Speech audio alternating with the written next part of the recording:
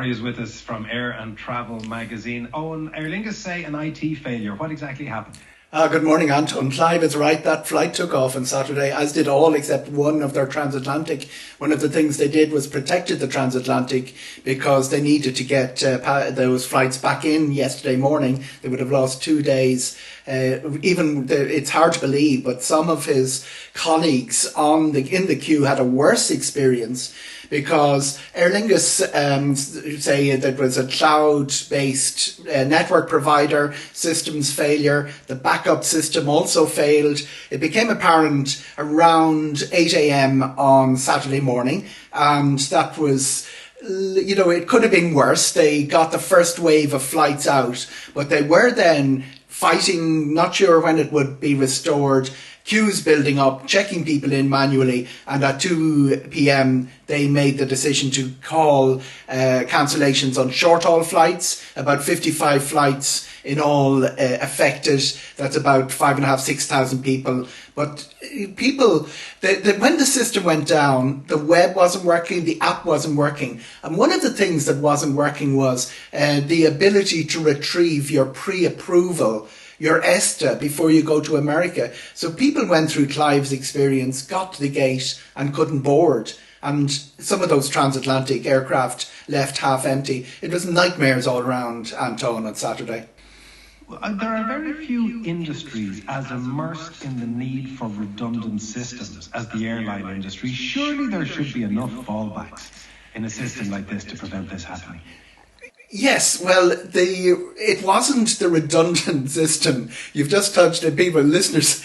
Some of your listeners will work for Aer Lingus and they know exactly one of the big running debates in Aer Lingus is their back office system, the Astral system, which was cutting edge. One of the things aviation did, Anton, is that they were one of the first to move into technology. Huge advantage at the time, 70s, 80s, early 90s. Then they came to the difficulty and the expense of replacing those and keeping a pace with developments. Some airlines were better than others. This problem that happened on Saturday wasn't to do with that ongoing feud between the app, the website, all the front consumer side, Aer Lingus, and their back office system or their back end computer system. It was just down to their an outside contractor, their cloud system. And when it went, it meant that they actually didn't know who was supposed to be on flights either. So the start of that communication problem that Clive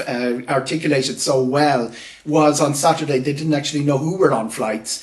When it came to Sunday, they proved pretty slow to get up and running. And that's probably the major criticism coming at Aer Lingus this morning, Anton. Things like this happen all the time. A weather event in February could knock out more than 9,000 or 10,000 passengers. It's really the recovery and the communication and the fact that we had Aer Lingus passengers in 12 cities around Europe whose flights were cancelled, had huge difficulty getting any information about that.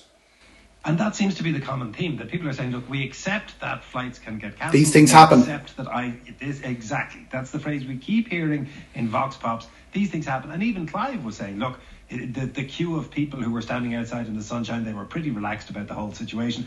But the thing that seems to be driving people up the walls is that Aer Lingus was unable to come out and say what you have just said. We have a cloud-based system, it has fallen over, it'll take us X hours to get on top of it, go away and we'll be back in touch. Long-term trend, not confined to aviation, not confined to Aer Lingus, is that we've fewer people to answer phones. That's what the consumer face of big corporations has been doing steadily over the years. So getting in touch with Aer Lingus, my strong advice is go to the web chat, which of course wasn't working on Saturday, and go to direct messaging, which meant that you were communicating on Saturday with people who didn't have access to their own systems. But they're the two key ways to get in touch with an airline. The call centre, queue times are about 2.5 hours, or certainly they were last night, and getting through to them is a bit of a drama. Then the retrieval of all the information takes a long, long time.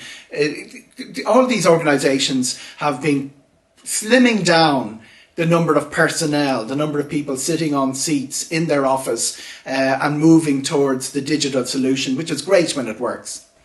How is that acceptable to customers, and how have more customers not voted with their feet? Because the 2.5 hour queue time for the call centres, that's not just a function of crises. If you need to get in touch with the Aer Lingus call centre, depending on what time you make the call, you could be on hold half an hour, you could be on hold 45 minutes, you could be on hold an hour and a quarter, and that's just now the accepted norm. They're not alone in that. I mean, we're a nation that accepts an average 11-hour waiting time in A&E. It is something that no matter what airline you're dealing with, and we saw it during COVID, when we have a weather event, as I say, we didn't even have to wait for COVID. The call centre works fine in a nice busy summer when 2 flights are delayed or 1 is cancelled. When you've got a raft of cancellations, the entire system breaks down. The real drama is when you're abroad, and a lot of people don't have email on their phones, for instance. Emails were going out at 3 a.m. this morning on this automatic, you've been booked on another flight. A lot of people are making their own way home, decided to make their own way home, and got zero communications. The way aviation used to work, Anton, is that an airline would cancel a flight. There'd be somebody in a uniform at the desk will tell you, this is your transfer, this is your hotel, this is when the flight is taking off tomorrow. That level of service, somehow we let it go, and we didn't jump up and down probably enough when it was being removed. It's happened to me dozens and dozens of times around the world that I've been, put into a hotel, transferred to it.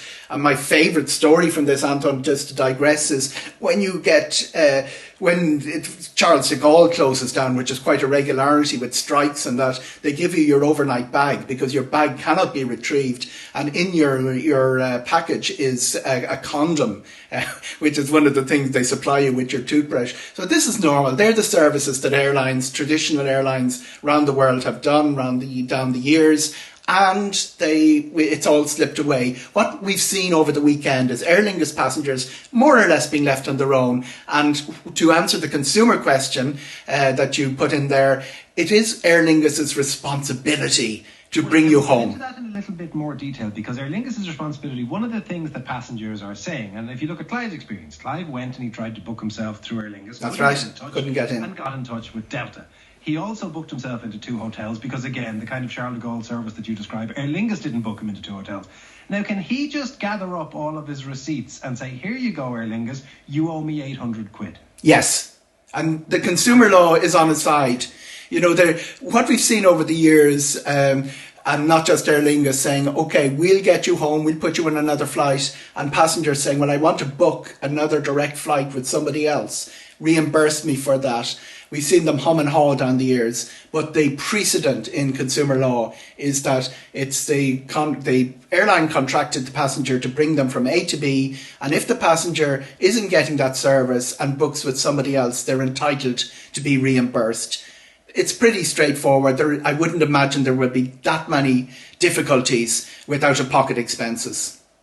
And in terms of getting those out-of-pocket expenses back, undoubtedly there would be some passengers listening thinking, well, look, if I had such a difficulty trying to get in touch to rebook my flight, if I face into the same kind of difficulty getting my out-of-pockets reimbursed, is there some kind of ombudsman to whom they write and say, here's my issue, go fix it? Absolutely, and it's a state appointed, it's flightrights.ie, the Commission of Aviation Regulation, played a really big part in the whole COVID refunds thing over the last couple of years. They, by the way, are very seriously inundated between all the things that happened with delays and all of that during the summer. I would expect that the first point of call will be Aer Lingus. They will set up a refund scheme, a reimbursement scheme, much as Dublin Airport Authority did for those delayed flights, or the flights that people missed earlier in the summer, and that the process will get up and running fairly quickly and will be much to people's satisfaction.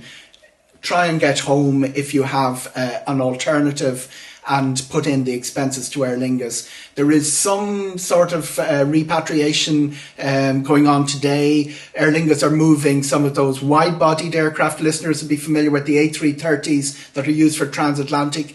They are being put onto some of the routes like Burgas in Bulgaria, or the decision is being made whether to do that to get passengers. You will effectively get 2 plane loads home on 1 flight.